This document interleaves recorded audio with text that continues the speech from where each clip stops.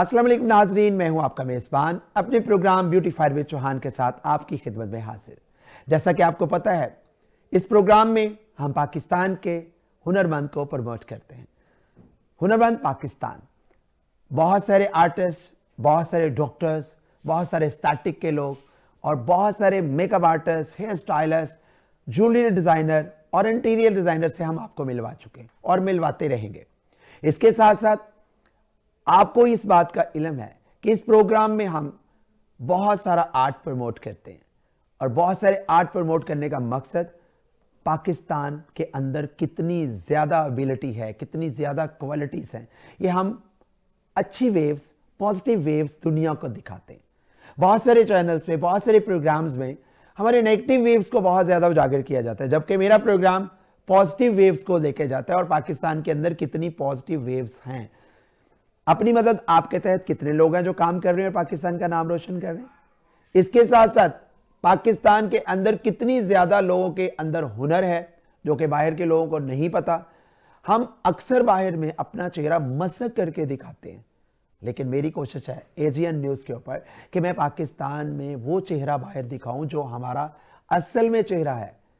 आप किसी शोबे में भी चले जाएं, मैं किसी शोबे की बात भी करूं, डॉक्टर्स की बात करूं, टीचर्स की बात करूं, हुनर की बात करूं, स्किल्स की बात करूं, तो कहीं भी कमी नहीं है। हाँ, कमी है तो उनको प्रमोट करने की है, कमी है तो उनको बाहर दिखाने की है, कमी है तो स्टेज देने की कमी है कि हम अपना स्टेज देके उनको उजागर नहीं करते। ब्यूटी फायर विद चौहान में जैसा कि आप जितने प्रोग्राम देख चुके, पाकिस्तान के हुनरमंद को, हुनर तराशने वालों को और हुनरमंदों को उजागर किया गया। आज मेरे स्टूडियो में जो मेरे साथ गेस्ट हैं वो भी किसी तारफ के मोहताज नहीं है। पाकिस्तान में उन्होंने बहुत अच्छा काम किया, हमारी हेयर ड्रेसर की फील्ड में उन्होंने नाम कमाया और नाम कमाने के साथ उन्होंने तमाम चैनल्स के ऊपर अपने अंदर जो एक एबिलिटी थी वो दिखाई। एबिलिटीज़ क्या थी कि उनका एक नाम है हेयर ड्रेसर्स में, उनका नाम है इस शोबे में। उसके साथ साथ उन्होंने एक नई चीज़ को लोगों को दिखाया, मुतारिफ करवाया कि आर्ट क्या चीज़ होती है। ब्लाइंड हेयर कट उन्होंने 2000 में ब्लाइंड हेयर कट किया तो सबसे पहले पीटीवी ने उनको नशर किया और बाहर की दुनिया ने बहुत अप्रिशिएट किया। इवेंस के गिन्सबर्ग ने उनसे कांटेक्ट किया कि हमारे यहाँ भी ऐसा नहीं हुआ जो पाकिस्तान में इस नौजवान लड़के ने करके दिखाया। फिर उसके बाद बहुत सारे चैनल्स, निजी चैनल ने उनके इंटरव्यू किए और आज हमारी खुशनसीबी है कि आज वो मेरे चैनल पे मेरे प्रोग्राम का एक गेस्ट हिस्सा हैं। मैं उनका तारुफ करवा चुका हूँ। आइए मिलते हैं जनाब तनवीर डार साहब से। अस्सलाम वालेकुम। वालेकुम अस्सलाम। खुशामदीद तनवीर साहब आपको हमारे प्रोग्राम में। बहुत शुक्रिया आपका, बहुत शुक्रिया। मैं समझता हूं कि आप हमारा असासा हैं। आप हमारे लिए एक पाकिस्तान के अंदर बहुत खुश आन बात है कि आपने अपने आर्ट को प्रमोट किया, अपने आर्ट को दुनिया को दिखाया और आज पूरे पाकिस्तान में आपको लोग जानते हैं, पहचानते हैं कि आप बहुत बेस्ट हेयर ड्रेसर हैं। और मैं चाहूँगा कि हमारे नाजरीन को पता चले कि तनवीर डार कैसे तनवीर डार बना, तनवीर डार कैसे इस फील्ड में आया, तनवीर डार ने इस फील्ड में कदम क्यों रखा। तो आइए नाजरीन हम आपको बताते हैं। जी तनवीर, कब से आपका सफ़र का आगाज़ हुआ? अस्सलाम वालेकुम। वालेकुम अस्सलाम। आप कैसे हैं? आपका बहुत शुक्रिया, आपने अपने चैनल पे मुझे इनवाइट किया और मुझे बड़ी खुशी हो रही है। आपसे काफ़ी अरसे के बाद मुलाकात भी हुई। Thank you. और मैंने 87 में अपने प्रोफेशंस को आगाज़ किया और 2000 में मैंने काफ़ी स्ट्रगल की, कोशिश की, दोस्तों को देखा, अपने वालिद साहब को देखा इस फील्ड में कि उन्होंने बहुत ज़्यादा स्ट्रगल की। तो उनको देखते हुए, अपने टीचर्स को देखते हुए मुझे भी बड़ा खुशी महसूस हो रही थी कि मेरे ऐसे वालिद साहब हैं और ऐसे टीचर्स हैं और मैं उनको देखते हुए मैं भी कोई ऐसा काम करूं, सरअंजाम दूं कि पूरी दुनिया में मेरे प्रोफेशंस का रिस्पेक्ट हो, मेरे काम की रिस्पेक्ट हो, मेरे जो वालिद साहब हैं उनकी इज़्ज़त हो, मेरे साथ जो रिलेटेड दोस्त हैं उनकी इज़्ज़त हो।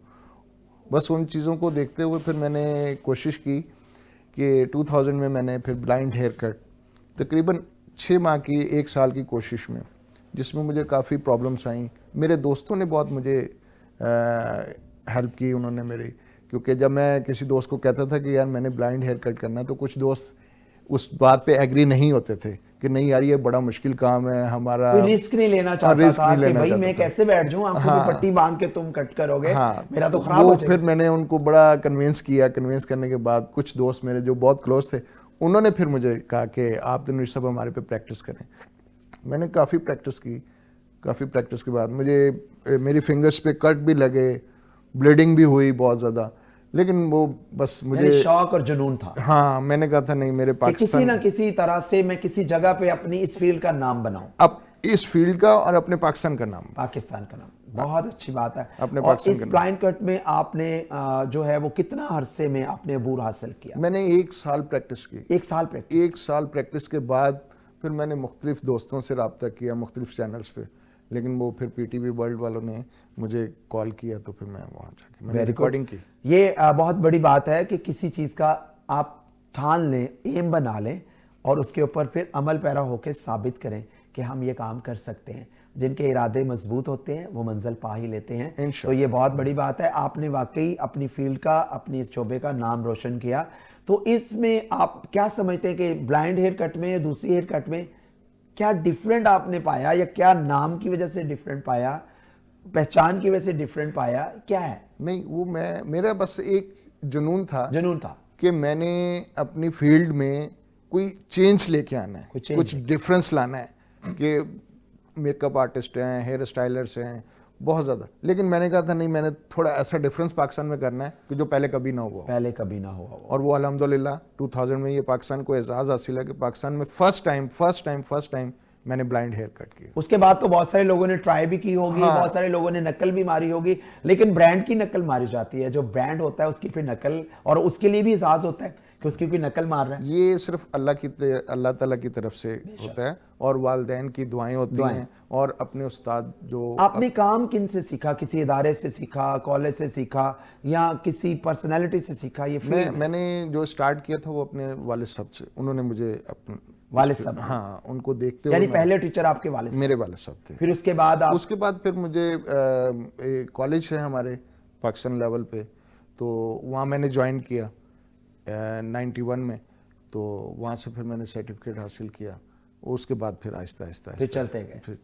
यानी और आज भी सीखने का अमल है या खत्म? जी, अभी भी, और करते रहना चाहिए, सीखते रहना चाहिए हर वक्त। नाजरीन, ये मेरी बात पे इत्तफाक किया है, मैं भी इनसी बात की इत्तफाक करता हूँ कि हमें सीखने के लिए रुकावट नहीं होती, और अगर ये रुक जाए सिलसिला तो आप फिर अपने फील्ड के अंदर पैशन नहीं रखते। ये सीखते रहना चाहिए। हर आने वाला दिन नई चीज लेके आता है और हमें वो सीखनी चाहिए। बिल्कुल, लाजमी सीखनी चाहिए और सबको सीखना चाहिए। Very good. आजकल आप अपने सैलून पे, जो कि क्या नाम है आपका सैलून का? मेरे सैलून का नाम मेरे वालिद साहब ने रखा था 1961 में, डीलक्स हेयर सैलून। 61 में मेरे वालिद साहब ने नाम, यानी माशाल्लाह 61 में उन्होंने जब सैलून बनाया तो उसमें उन्होंने डीलक्स हेयर सैलून। तो अभी वही सैलून? जी अल्हम्दुलिल्लाह, मैं उन्हीं की ब्रांच पे मैं माशाल्लाह उसको उसी नाम को लेके चल रहे हैं। जी अल्हम्दुलिल्लाह। तो मुझे बड़ी खुशी होती है। Very good. क्लाइंट्स आपके पास ज्यादा हेयर के काम करवाने वाले हैं या ज्यादा हेयर के, यानी hair artist, hair stylers, hair dressers,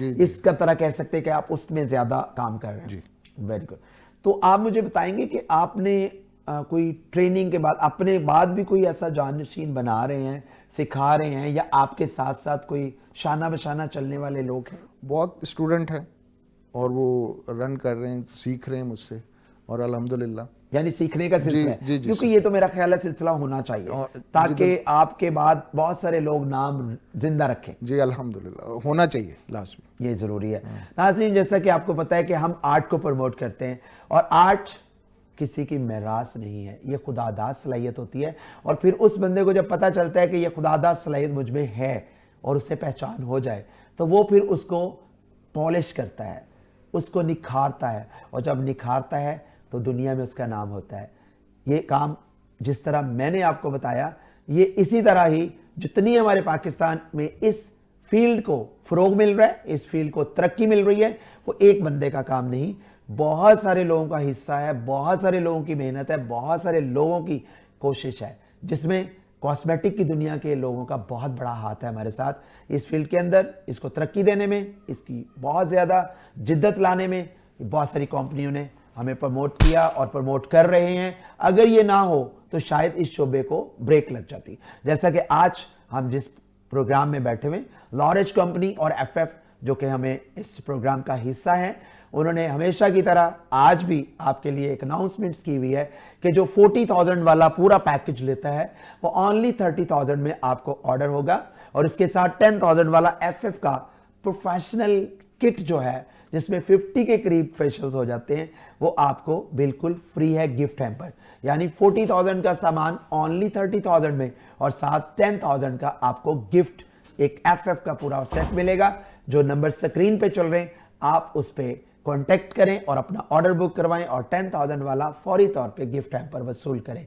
जी तनवीर साहब, आपने बहुत सारे लोगों का काम किया, बहुत सारे हेयर का काम किया, कोई आप तो मुझे पता है कि बहुत सारे आर्टिस्ट, बहुत सारे खिलाड़ी, ये भी बहुत सारे लोग होंगे जिनका आप काम करते हैं। जी अल्हम्दुलिल्लाह, काफ़ी दोस्तों का, काफ़ी जो क्योंकि हमारी फील्ड ही ऐसी है ना, हाँ। उसमें हर लोग आते हैं हमारे पास, सेलिब्रिटीज बहुत आती हैं, खिलाड़ी बहुत सारे आते हैं जो जी, आपसे बिल्कुल, हेयर ड्रेसिंग का। तनवीर साहब के पास पाकिस्तान की बहुत सारी सेलिब्रिटीज हैं जो आती हैं और वो इनसे हेयर ड्रेसिंग का काम करवाती हैं, और माशाल्लाह इनके सैलून पे एक बहुत नाम है इनका। और इसी तरह कोई ऐसा कोई वाकया जो काम आपने किया हो और आपसे बहुत अप्रिशिएट किया हो, या ऐसा वाकया जो आप करना चाहते हो और अभी तक ना किया हो, ऑडियंस को बताएंगे? असल में मेरी एक ख्वाहिश है कि हमारी ये जो ब्यूटिशियंस, ये हेयर ड्रेसेस की जो फील्ड है, मेरा कोशिश भी है और ख्वाहिश भी है, और अल्लाह ताला से मदद भी मांगता हूँ। और मेरा ये माइंड में है कि हमारा जो ये जो ब्यूटिशियंस का, हेयर ड्रेसेस का एक स्पेशल अदारा अपना होना चाहिए जो हमारे नई जनरेशन्स को सिखा सके आगे। गवर्नमेंट लेवल पे होना चाहिए, प्राइवेट लेवल पे होना चाहिए? नहीं, गवर्नमेंट लेवल पे तो हो जाए तो बहुत अच्छा है, लेकिन प्राइवेट लेवल पे जो हमारी एसोसिएशंस हैं, हमारे कॉलेज हैं जो रन कर रहे हैं, उनको मिलके सबको एक ऐसा जगह डिसाइड करनी चाहिए जिसमें आज के दौर में तो बहुत मुश्किल है। ईंट की मस्जिद हर बंदा बना के बैठा हुआ है, हर बंदे ने ट्रेनिंग बनाई हुई है, कैसे मुमकिन? नहीं, ऐसा नहीं है। जब आप सब मिलके, हम सब मिलके काम करेंगे और हमारा फोकस वो होगा तो इंशाल्लाह। नहीं, मैं इससे इख्तिलाफ राय रखता हूं तनवीर साहब। आज के दौर में वो दौर था, आज से कुछ 20 साल पहले, 15 साल पहले शायद हम एक दूसरे, लेकिन आज तो हर बंदा अपनी एक ईंट की मस्जिद बना के बहुत खुश होता है, लेकिन जबकि उसको वो ना इज्जत मिलती है, ना उसको तरक्की मिलती है, ना उसको नाम मिलता है, उसके बावजूद हम इस पे क्यों नहीं होते कि इत्तफाक राय से हर चीज की? नहीं, असल में ये ऐसा नहीं है। हमने अपने लिए जो करना था वो कर दिया, अल्हम्दुलिल्लाह, बहुत अच्छा। लेकिन अब जो नेक्स्ट जनरेशन आए ना, हमने उसके लिए करना है। तो वो कौन स्टेप उठाएगा? वो हम सब मिलके, जितने भी हेयर ड्रेसर्स हैं या जितने हमारे एसोसिएशंस हैं या ऑल पर्सन्स क्या है, ये तो वो सब मिलके कर सकते हैं। देखिए, कर सकते हैं लेकिन करते नहीं हैं। मैं पूरे पाकिस्तान में पढ़ाने जाता हूँ, मैं पूरे पाकिस्तान में क्लासेस देता हूँ, मुझे तो यही एक्सपीरियंस हो रहा है कि जो भी बंदा है वो ज़ाती तौर पे अपनी काम करता है, अपनी ही एक ईंट की मस्जिद बनाता है। लेकिन ये बात तो बहुत अच्छी है, अगर मिल जाएं तो बहुत अच्छे इदारे भी बन सकते हैं, मिल जाएं तो बहुत सारी डिस्पेंसरीज बन सकती हैं, मिल जाएं तो हॉस्पिटल्स बन सकते जी हैं, बिल्कुल। लेकिन ऐसा होता नहीं है, ना हो रहा है। नहीं, करना चाहिए। मेरी वैसे कोशिश भी है, और मैं अपने एसोसिएशंस को रिक्वेस्ट भी करना चाहता हूँ कि ये करना चाहिए नेक्स्ट जनरेशन। देखिए जी, ऑन द कैमरा तनवीर साहब ये अपनी एसोसिएशन जो ऑल पाकिस्तान है उनसे रिक्वेस्ट भी कर रहे हैं, और मैं इनका भरपूर साथ देता हूं कि आपको कोई ऐसा अदारा बनाना चाहिए जो कि पूरे पाकिस्तान के अंदर, जिसमें हम गवर्नमेंट से भी सपोर्ट चाहेंगे कि मिले, और उसके अंदर जिद्दत की चीजें हों, जिद्दत की मशीनरी हो, नई टेक्निक्स, उसमें नई टेक्निक्स हो, उसके अंदर स्टैटिक का बहुत बड़ा हाथ हो, उसके अंदर पीआरपी हो रही हो, उसके अंदर वाइटनिंग इंजेक्शंस हो रहे हो, वो उनको सारी एजुकेशन मिले नए लोगों को, नई बच्चियों को, नए बच्चों को। बिल्कुल लाज़मी है कि वो प्राइवेटली तौर पे इतने पैसे खर्च करते हैं। हमारे जो हेयर ड्रेसर्स जो बाहर के कंट्रीज में जाते हैं ना ट्रेनिंग के लिए, तो वो लाखों पे करना। सही बात है। तो क्यों ना हम वो बच्चे हमारे बाहर जाके ट्रेनिंग लें, तो वो हमारे पाकिस्तान में ऐसा इदारा बनाएं कि जो, और है भी है, लेकिन थोड़ा सा उसको इम्प्रूवमेंट चाहिए, उसमें इम्प्रूवमेंट चाहिए। जो अदारे हैं वो एक सादे अदारे कह लेंगे, पिछले बैकवर्ड एरिया में चल रहे थे, उसी में से ही। तो मैं इस बात से इत्तफाक करता हूं कि हमें जिद्दत के साथ अदारे बनाने चाहिए और जिद्दत के साथ हमारे अदारे चलने चाहिए। नाजरीन, जैसा कि आप देख रहे हैं कि हमारे आज के गेस्ट हैं तनवीर डार साहब, और बातें चलती रहेंगी। और बहुत सारा अभी बातें करनी है, बहुत सारा काम भी दिखाया जाएगा। लेते हैं एक शॉर्ट ब्रेक के बाद हमारे साथ रहिएगा, स्टे विद अस।